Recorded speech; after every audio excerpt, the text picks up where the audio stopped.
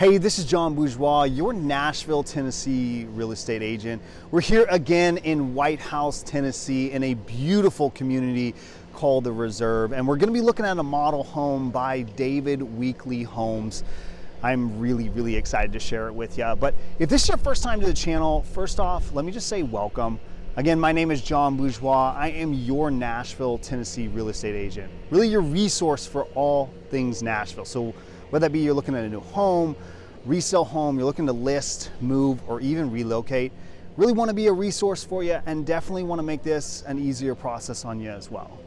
Now, if you're a buyer and you're wondering what your buying power is, or if you're a seller and you just want to figure out what your home is worth, feel free to leave a comment below, or you can text me, email me, call me, whatever works best for you. I definitely want to make this a smoother process on you as well. Now, before we do anything else, why don't you go ahead and make sure you like, you subscribe, turn on that notification bell. That notification bell is just going to make sure you're getting as much up-to-date content as possible throughout this entire process. Other than that,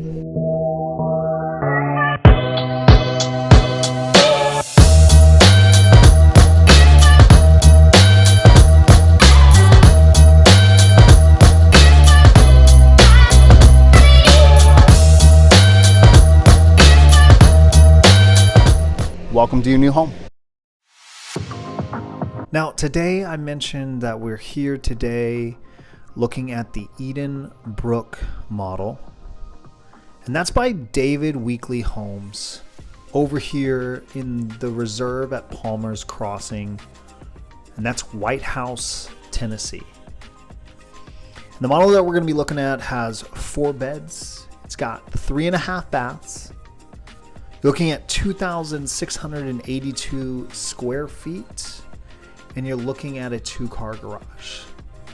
Enjoy the tour.